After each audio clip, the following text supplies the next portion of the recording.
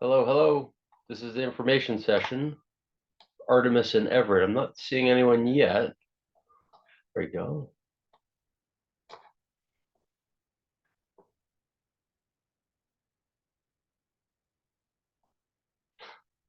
Hi, Lucy. Can you hear me? Hi there. I can hear you. How are you? I'm good. How are you? Are we the only two on this call? It looks that way. I'm very, very surprised by that to the point where I got concerned for a second that Me too. the Oh. information wasn't right. Huh. We got over 100 applications so far, so there's interest. Wow. But Fantastic. yeah, I don't know. We'll have to wait and see. Um, Mm. I've had info sessions that are sparsely populated and very populated, but I don't think I've ever had any with nobody there. That would, When nobody showed up. Well, we all got the same link, right? yeah, yeah, How you been? Busy? yeah. Oh, yeah, yeah. Things are incredibly busy. Oh, that's fantastic for y'all, I guess. Yeah, right, It's better than the alternative, right? right. Exactly, exactly. Let me just ask. I see Rebecca has joined the call. Oh Rebecca, yeah, Rebecca was going to be on too. Hey, you with Rebecca. you? Oh, okay. Hey guys, how are you? Hey, we may just have three of us on the call. Love it.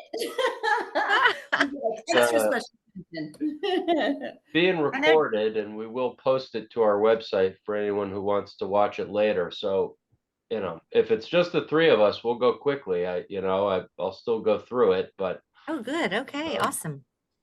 Should we wait a little bit or yeah, yeah, just surprising that no one else is here. huh? And so you've thrown this all to out to all the applicants to join if they have any questions. Is that right? Yeah, yeah, it's Okay. in our all our materials. I'm just looking Huh. right now. So bizarre. Um, Do you want to introduce yourself and you've talked to Rebecca before, haven't you? I don't know, Rebecca. Have we spoken before? I don't I think don't think so. we have. I've been emailing back and forth with Catherine, and then I did an intro session with Catherine as well. Yeah. But yeah, I don't think I've met you. So let me reintroduce Rebecca to you. Yeah. Rebecca is a fantastic community manager. She left us for a little bit and we were so sad. And then we were able to hire her back for this amazing community. So we're very happy that she's back in the family and back in the fold. Oh, awesome. Awesome. That's Yeah, great. What was I'm the what was the information session you did with Catherine? It was just an introduction session that she went through what SEB is about and the BMR process, Oh, sure. um, the application process, just kind of giving me a high level overview so I know what to expect when we start getting in applicants through the waitlist. Yes. Okay.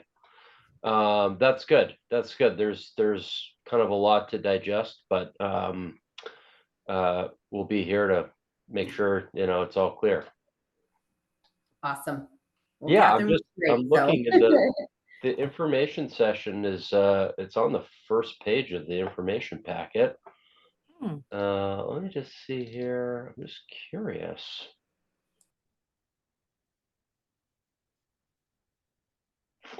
Um,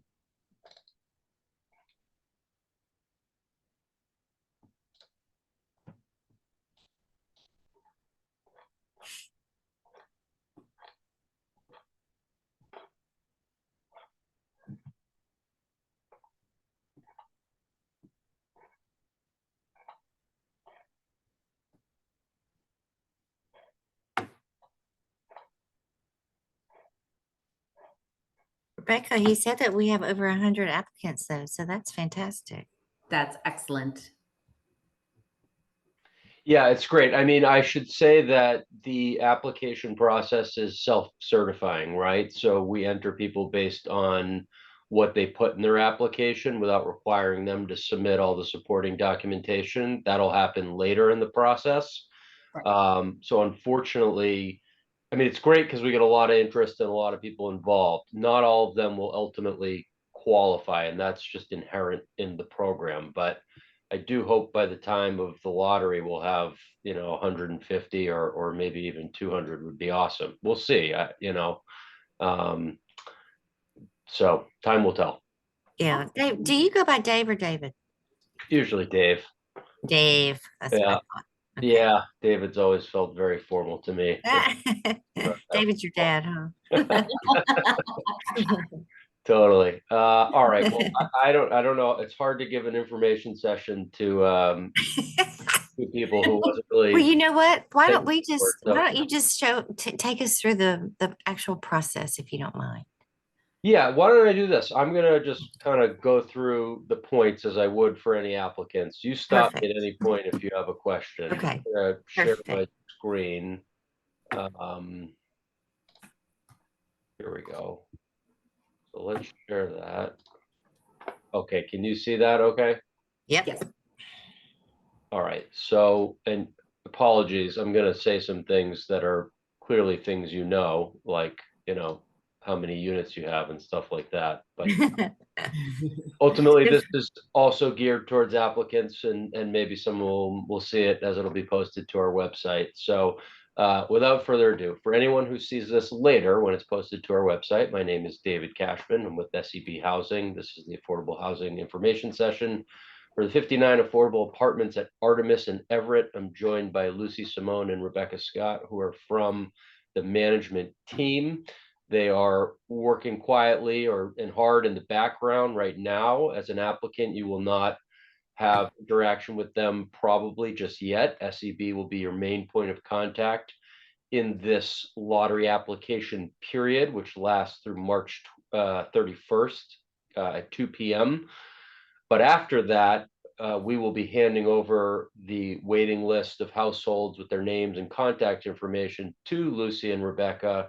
And you, as an applicant, will be working with the two of them and any other of their team members on the next part of this process, which is to see units and submit lease applications and undergo lease screening, which I'll get to a little bit later in this presentation. But let me just stop there and give a little bit of background. So this development has a total of almost 400 units. 59 of them are affordable. They are affordable pursuant to Everett's inclusionary zoning, which for certain developments, typically those that aren't able to be built as of right, or in certain neighborhoods or over a certain number of units, there is a requirement that a certain percentage of the units be affordable to households making up to 80% of the area median income.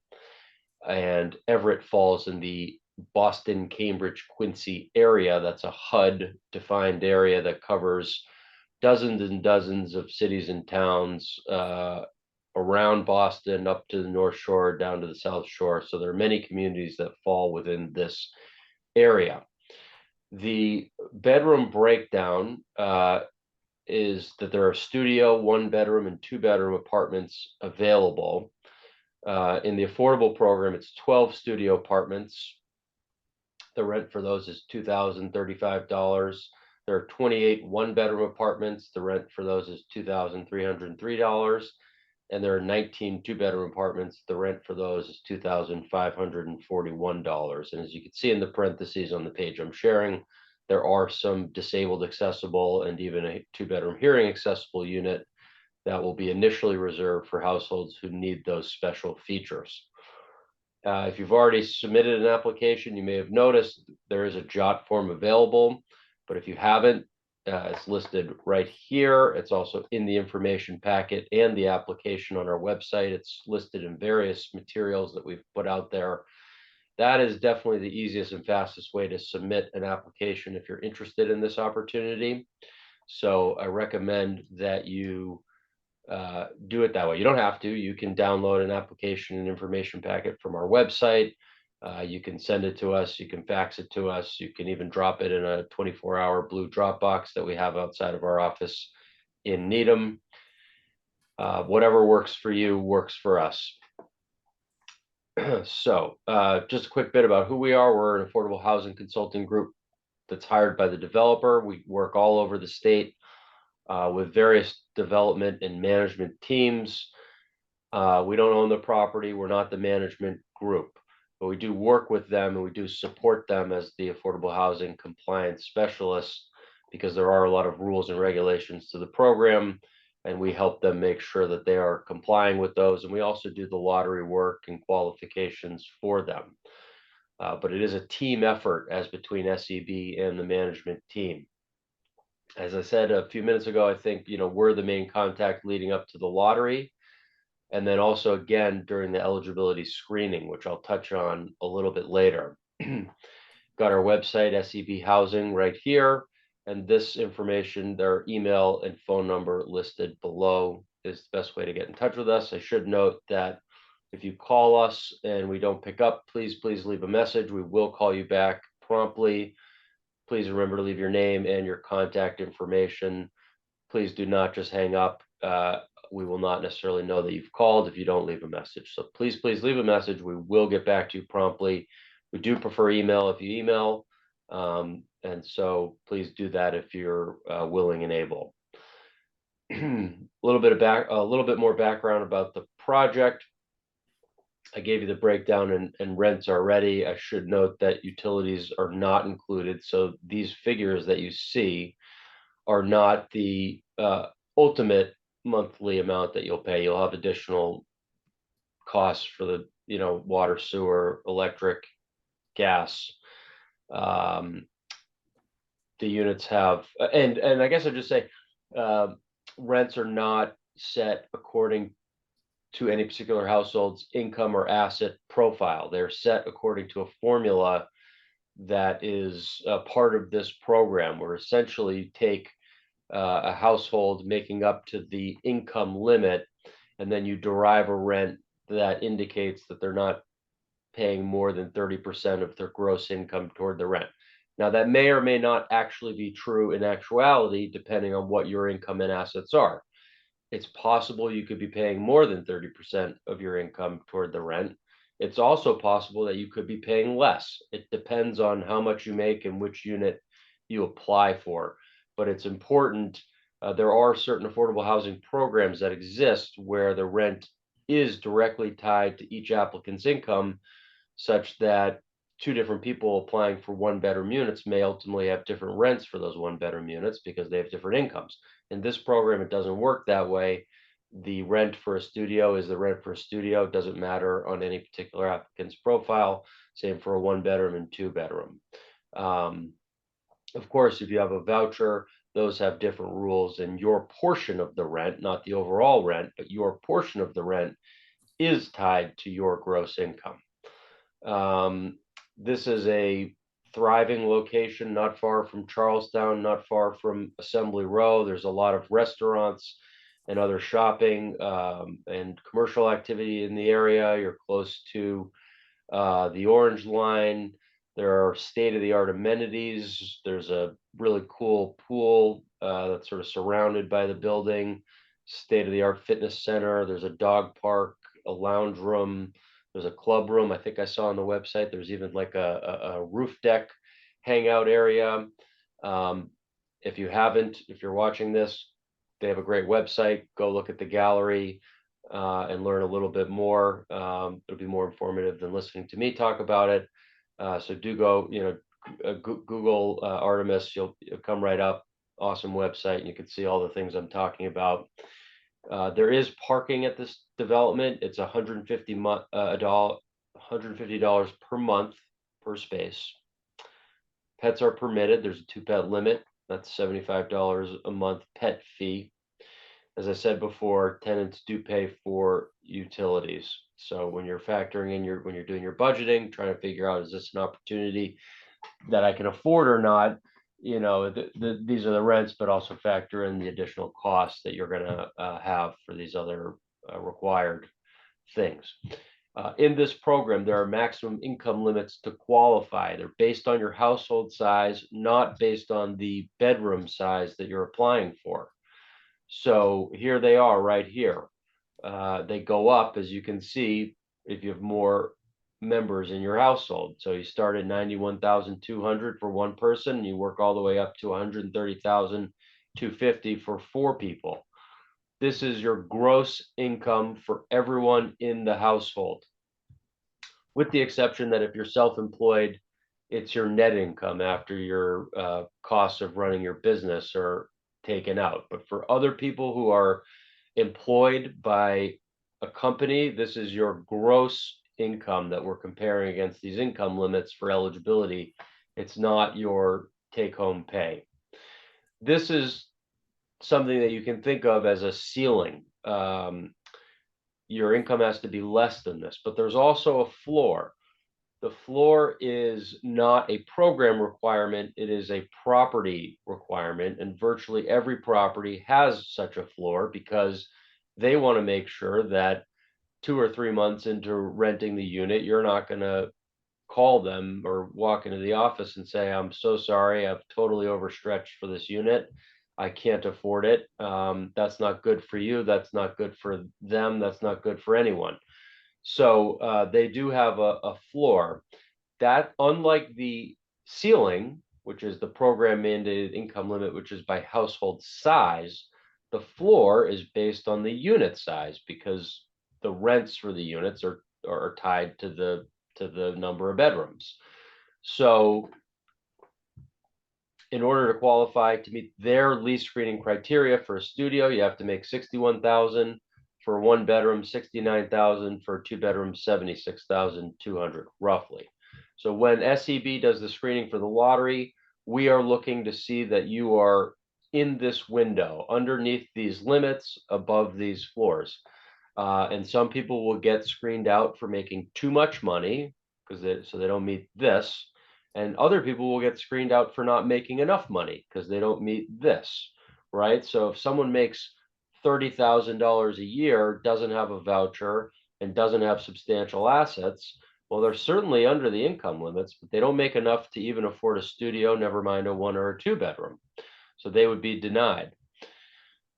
Do keep in mind that these, as it says right here, if you have a housing subsidy, you can ignore these minimum income limits. They do not apply to you.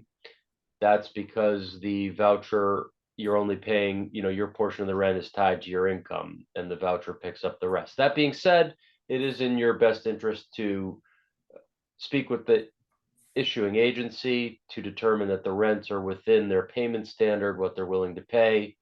Because if the rents are higher than that, then this kind of goes out the window and you may not actually be able to rent the unit. They may say, we're not going to let you rent a unit for that much. I don't know. You have to check with them. Different housing authorities have different payment standards. So I can't give a one size fits all answer about, if you have a voucher holder, if your voucher will cover these rents. It's varied. So check with the housing authority. That's really the biggest thing. Households can't have a financial interest in the development. I think that rarely comes up. But they also can't be a related party. That does sometimes come up. So Lucy, Rebecca, if you have a colleague who might qualify, unfortunately, that's not allowed by the program. That's a question we get with some frequency. Employees of the management company or the developer are considered related parties, and they can't live in one of the affordable units. The market rate units are totally separate. Those are not restricted. When we do the lottery and we create the waiting list, we will give priority for the 2-bedroom units to larger household sizes who need 2 bedrooms. And I should note that households can't own a home upon moving. If you own a home at the time of application, that's okay. You'll just get a notice for the lottery if you're otherwise eligible that says you're conditionally eligible, subject to selling your home and providing proof of same before you sign a lease. I'm not going to spend a lot of time on this page. There's various sources of income that we have to count in this program. It's not just taxable income.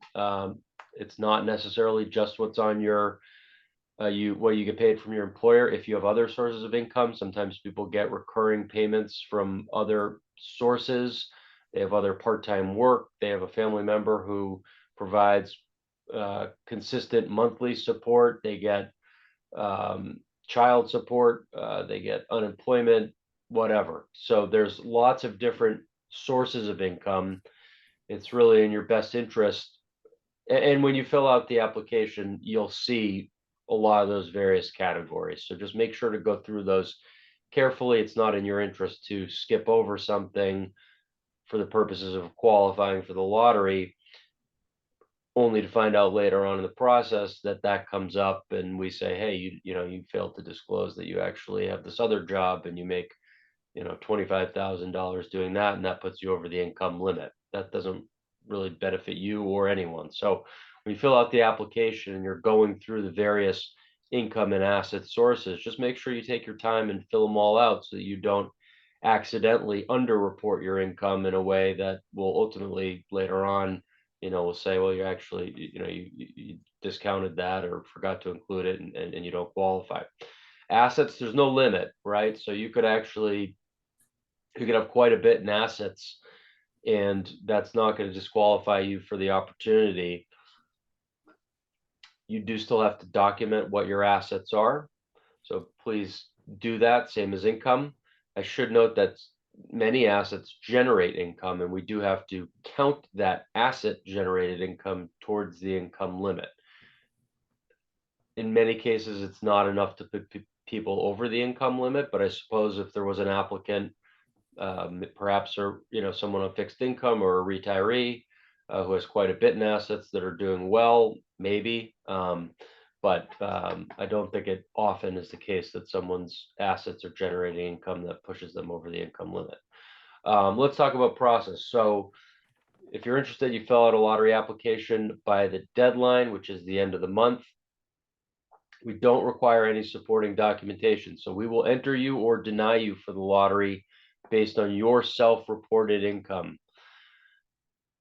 If you're eligible for the lottery, you get a lottery application number. That's just an anonymous identifier that will be used in the lottery to keep your name out of it. You'll also get a guide that says, hey, later on, if you're invited to submit a lease application, and if you're able to reserve a unit, you're going to have to come back and see us again. And you're going to have to provide your pay stubs and your bank statements and your taxes and your 1099s and all these other things. So you're going to get that list. And we do recommend that you start collecting those things so that if and when you get to that point in the process later on down the road, and you're back before SEB saying, hey, I've seen the units, I've met with Lucy and Rebecca, I love this property, I love, I want to live there, I've qualified for a lease, they told me, unit 200's got my name on it, now I just have to do the full certification with you, SEB. That's when we're going to say, okay, remember that thing, that guide that we gave you when we sent you a notice that you were eligible for the lottery, and it said, here's all the things that you're going to have to submit. Well, now you're going to have to submit them, and you're going to have a time limitation for doing that. So hopefully you've completed or begun to collect those documents. You have a file ready and you say, yeah, no problem, SEB, here you go. I collected it a month ago. That doesn't always happen, but ideally, you will be the organized person who has it, and you'll make your life easier. The lottery will be on April 15th, 6 p.m. It'll be Zoom, same as this. I hope we'll have some people there. I'm still so surprised that we don't have any applicants here. But again, it's not required. You don't have to come to the info session. You don't have to come to the lottery. Everyone will be informed of the results at exactly the same time. So it's okay. If you're not present, you will still get notified, same as any other household who was there. I should note that when we do the lotteries, we use random.org. We'll screen share. It'll be virtual just like this, 6 o'clock. We'll show all your lottery application numbers on the screen, like A.001, A.002, and so on and so forth. I think we currently have 110 applications for the lottery, and I'm sure we'll have more by the time of the lottery. So we'll show you all those numbers. We'll put them in random.org. Random.org will spin them up, spit it out in a totally new and random order. And then we will use that to populate the waiting lists, which establish an order of priority that Lucy and Rebecca will use when they start doing invites for lease screenings and to tour units and such. The order you're drawn in the lottery or placed by random.org is one factor in where you'll be on the waiting list, but it's not the only factor. as I said 10 or 15 minutes ago, for 2-bedroom units, the program requires that we give priority to larger household sizes who need 2 bedrooms. So as an example, let's say you had a single person apply for a 2-bedroom, and then you had a family, 2 parents and a kid, apply for a 2-bedroom. The program says, well, the single person, absent some disability or other reason for needing 2 bedrooms, that you're aside from that, a single person doesn't need 2 bedrooms. They just need one. But a family of 3 people with 2 parents and a kid, they really need 2 bedrooms. So as between those 2 households, regardless of the lottery drawing and regardless of random.org and how it spits out the numbers, that family of 3 people is going to be higher on the wait list for a 2-bedroom unit because the program says we got to give them priority. That same concern doesn't apply for studios and 1-bedrooms because basically every household needs that many bedrooms. There isn't any concern about households being overhoused. But suffice to say, when we do the actual lottery drawing, you won't know instantaneously, and I won't know instantaneously, or we won't know instantaneously how that translates to the waiting list. But as soon as the lottery's over, we'll do all the sorting and the shuffling, and we'll populate the waiting list, and then we'll send it around to the households, and you'll be able to find your lottery application number on the waiting list that you applied for and say, oh, okay, I'm 10th on the 1-bedroom list and 50th on the 2-bedroom list, or whatever the case may be. That's how you determine kind of if and when you're likely to get invited forward in the next step of the process, which is to apply for a lease with the management team. And again, when you get that, you'll have to fill out a lease application. The management team will be looking at, the typical things that they look at to determine lease eligibility. So I assume, background screening to determine criminal background record, if any, credit history, prior leasing history, and things of that nature. We don't do any of that for the lottery. So when you fill out an application with SEB, nobody is saying, hey, what's your credit score? Or, what's your history as a tenant? Have you been evicted before or anything like that? Or did you, do you have outstanding payments that you've never made to a prior landlord? None of that's in the lottery application. That's not a program criteria. It's not something SEB looks at. It is something that the management team is going to be interested in. So in the step after the lottery where you get invited to apply and undergo the lease screening, they are going to be looking at those things. Assuming you meet that, then, as I said before, you come back to SEB for the full program certification. Hopefully you've got your file ready. You give us all the docs we need. We say, yep, you said on your application you make $70,000, and indeed you do, or close to it. So you may now move forward and sign a lease. You do have to, and provided you move in within 6 months of that, you're good, you're done. If there's some delay in the unit and you can't move in for 6+ months, you may need to undergo an update with us to make sure that you maintain eligibility. As far as going forward, every year you have to demonstrate that you remain eligible for the program. So you'll have to undergo a recertification showing your income and assets. The good news is that your income can go up and you can maintain eligibility for the program. It can go up to 140% of 80% AMI. So in other words, if a 1-person household can make $91,000 now, in a year from now, when that same person says, hey, I love living here, I want to renew my lease and stay another year, we take that 91,000 figure and multiply it by 1.4. Although in actual fact, the 91,000 probably will have grown. It might be 93,000. So we take 93,000, multiply it by 1.4. That will spit out a number. That's the income limit that we'll compare you against to see if you maintain eligibility for the program. As long as you do, you can stay in the unit, continue to pay the affordable rent. If you've gotten a new job or you've come into some new source of money and you're making more than that amount, you can actually still stay in the unit, but it'll be a market rate unit and you'd be subject to the market rate rent. All right, so that was my speed tour, Lucy and Rebecca. do you have any questions for me, either for yourself or on, potentially one that might be of interest to an applicant, or anything that was unclear? I feel like you did a great job explaining all this. It's not your first rodeo, is it? I don't know. I was going pretty fast, but No, hopefully. you did great. And I just don't know what I don't know yet.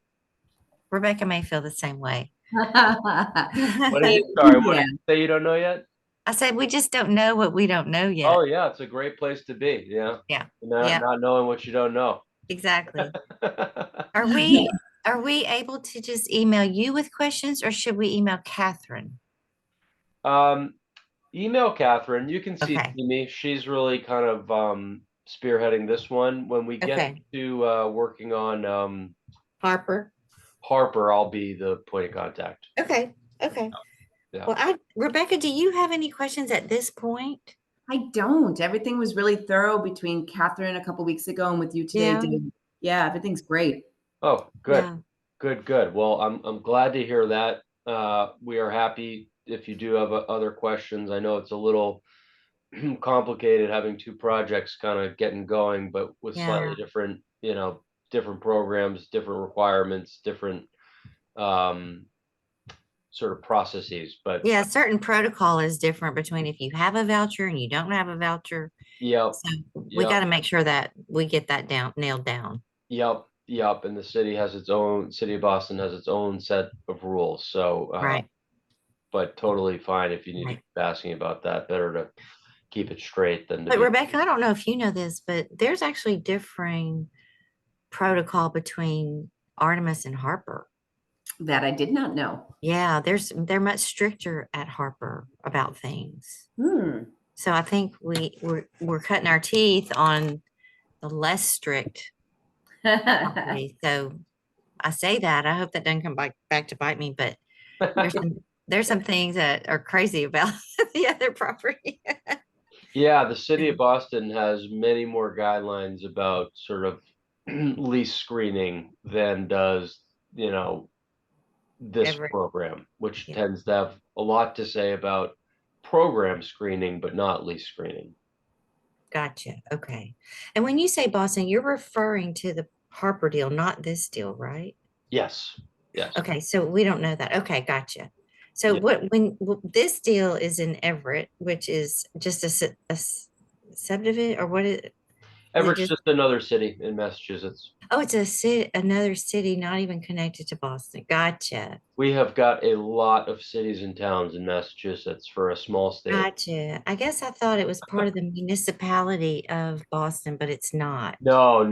It's Okay, well, that makes it clear for me then. north Gotcha. of, yeah, it's north. It's not far. But it's north of Gotcha. Boston. Gotcha. But yeah. it's not governed by Boston Nope. Housing Authority. Okay, Oh, gotcha. yeah, they have zero involvement with this project. Okay, good to know.